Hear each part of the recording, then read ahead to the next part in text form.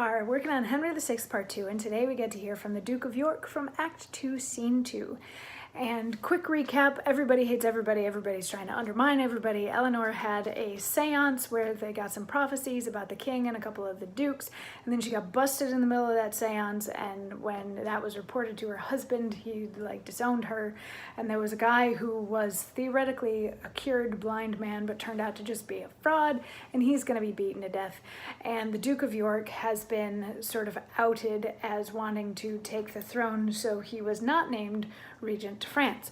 So now here in Act 2, Scene 2, we get York talking to Warwick and somebody? Salisbury? I knew this a second ago. Anyway, it's him talking to two people, one of whom is his son. And he's like, he starts out the scene, he's like, basically, okay, guys, really, my claim to the throne is legit, and I can tell you the whole story if you want me to tell you the whole story. And because Shakespeare needed to fit in this lovely bit of exposition, because he couldn't presume that his audience had spent the last 4 months with the Henrys as we have done, he had the other two dudes in the room say like, yes, please tell us the full ancestry and why you get to claim the throne.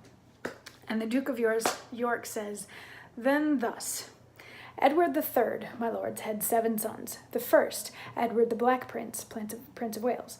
The second, William of Hatfield. And the third, Lionel, Duke of Clarence, next to whom was John of Gaunt, the Duke of Lancaster. The fifth was Edmund Langley, Duke of York. The sixth was Thomas of Woodstock, Duke of Gloucester. William of Windsor was the 7th and last. Edward the Black Prince died before his father and left behind him Richard, his only son, who, after Edward III's death, reigned as king till Henry Bolingbroke, Duke of Lancaster, the eldest son and heir of John of Gaunt, crowned by name of Henry IV, seized on the realm, deposed the rightful king, sent his poor queen to France from whence she came, and him to Pomfret, where, as you all know, harmless Richard was murdered traitorously.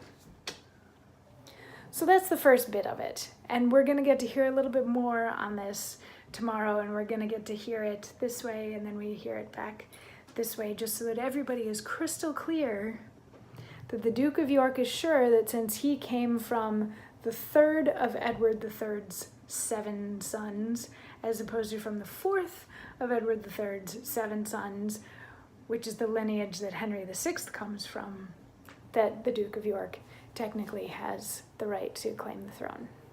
It's all very exciting, and we get more of it tomorrow. I'll see you then.